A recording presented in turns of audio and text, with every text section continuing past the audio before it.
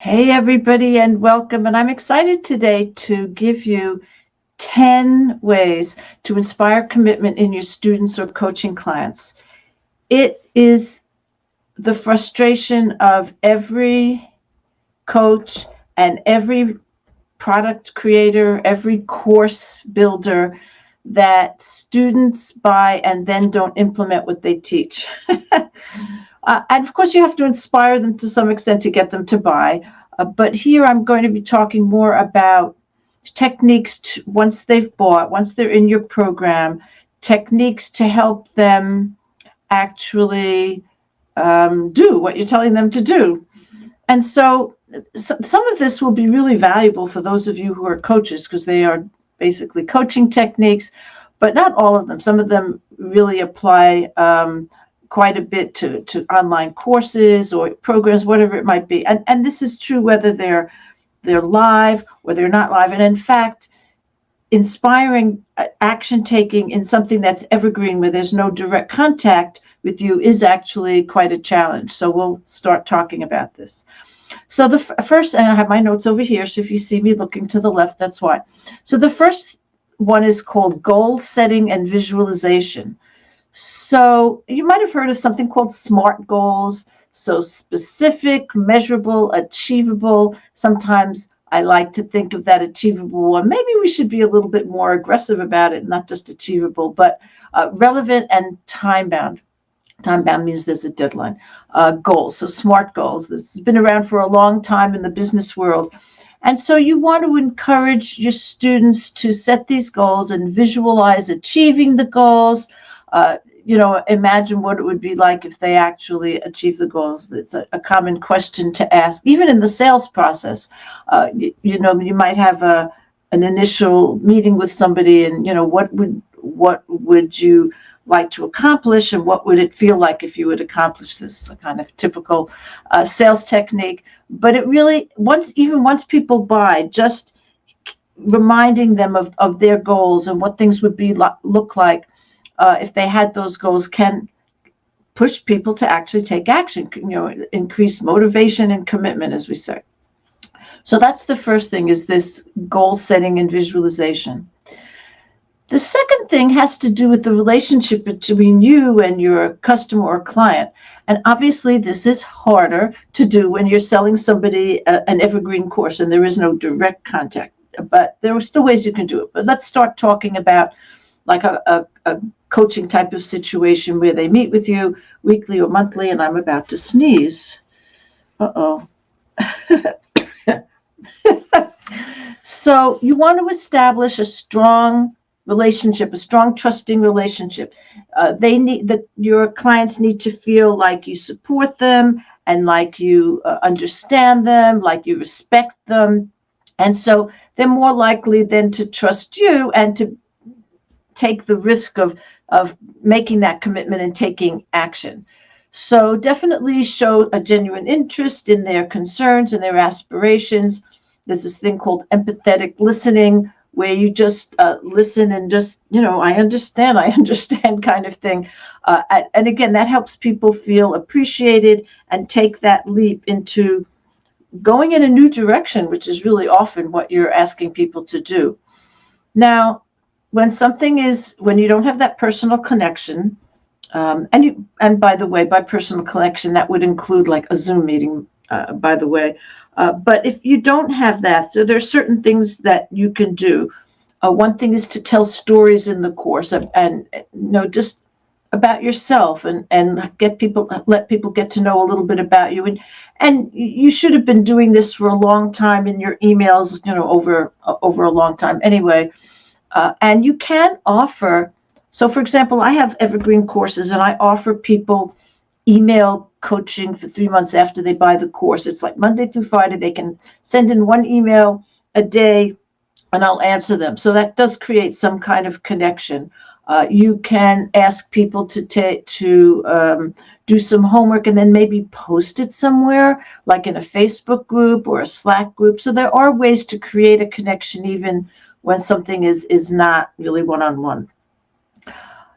The third thing is a personalized approach. We were just talking about things being one-on-one or not one-on-one. But obviously, if something is one-on-one, you want to tailor your approach to each client, if you can, to their learning style. People are different, and you need to adjust to what they do without letting them carry their negative mindset, or their feeling that this can't be done. You don't want to adjust to them that much. You do want to call them out on negative thoughts that are creating barriers for them. But you do want to understand the way they learn. Some people like to read, some people like to listen, some people like to watch, some people like to take more kind of physical action, doing things that could involve like handwriting something, for example. Now, if you can't do that because you don't have a one-on-one situation, it's obviously harder to have a personalized approach. But people can often do things at their own pace. So that's one of the ways that people who buy a self-study course can personalize it, is they can do it fast or they can do it slow. So that's just an example of how you can introduce some kind of personalization, even if it's not really a one-on-one situation.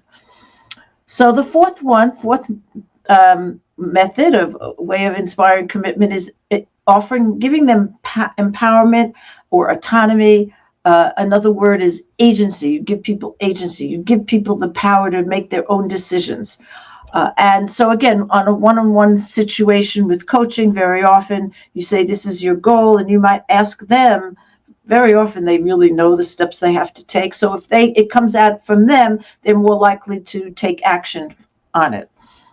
And when you're doing something that's evergreen, they're still going to have to make their own decisions. So if I'm teaching if I have a course, an evergreen course on creating a product, for example, each person's going to create a different product. They're still going to make the decisions on their own about what goes into that course. And so you can remind them of that this is under your control, under their control, and that they should be using their own creativity and their own expertise for implementing the course. Regular feedback and accountability. So providing constructive feedback and having a system of accountability is really, really useful. In fact, there's a member of my mastermind who that's what he does. He has these accountability systems to help people meet their goals. And you could include something like that in your coaching, or you can do it yourself, or you can hire an accountability coach, whatever it might be, or you might ask people to post something somewhere. Like I mentioned a Facebook group or a Slack group, or there are other groups, and this and then you can check in with them, and that motivates them to stay on track with their commitments. So in my mastermind, for example, we do an accountability thing. What are you going to do next week? And next week, what did you do that? And then people have to say that to the group, and that helps to keep them accountable. So that also helps people. And there's a lot of research, by the way. There's research in terms of like dieting or stopping smoking, that if there's some accountability, then it really helps people stick to their commitments. Okay, so the next thing is positive reinforcement. So celebrating even small wins really helps people feel good, helps them gain confidence that they can do the next step. But there's this thing called gamification, which involves prizes and point systems and certificates. It could just be verbal acknowledgement, but the gamification usually automates a kind of some kind of prizes. And I'm going to be doing something over the winter in late December and January, where people will post something and they'll get points for it, and they'll get prizes. They'll get free products for doing that. So however you want to do that, giving people little prizes.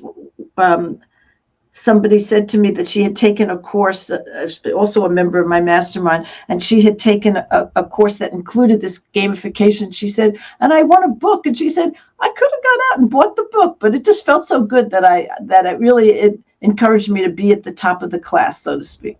So also very useful.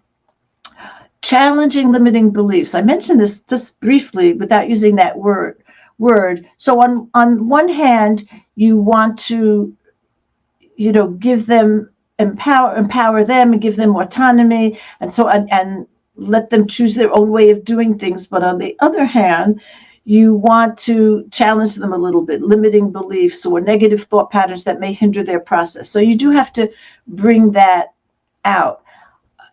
With a coaching relationship, it's a good idea in advance to say, will you let me challenge your limiting beliefs?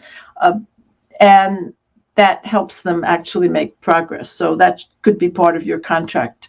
For example, when you're doing something in a group, if it's group coaching, you can still do that, and you can have a discussion around it. So maybe it's not so one-on-one, and that might help people accept it a little bit more. So education and information sharing is the next way, and that's just providing people with not only the education, whatever you're teaching them, but additional resources. So, first of all, that can help them make their own decisions better, but other resources could be things like templates and checklists, things that make it easy for them to take those steps. Number 9 is modeling behavior. So you obviously want to be an example of what you're talking about. So if I'm talking about consistency in emailing, I'd better be consistent in my emails, so on like that. But just being, there's a lot obviously written about leadership and so on like that, but just being leading, but in a supporting way. And then finally, creating a supportive community. So it really helps if you can facilitate ways for people to meet with others, and you can do this in a Facebook group, in a Slack group, and there are other online programs that create communities. People tend to egg each other on, so they help each other create commitments. They encourage each other, and that can sometimes that's like peer pressure, right? More powerful than you, the parent, telling the kid what to do, that kind of thing. So having that community can be really exciting for people and really encouraging for people and really uplifting, so that they don't feel like they're alone, and that they see other people going through the same thing, and they help each other out. And that can really help people keep their commitments and get something done and achieve their goals. Okay, so those are the 10 things. I will I will put my notes in the chat so you can copy and paste them. I think they're really valuable. And let me know if you have any questions. Okay, bye-bye.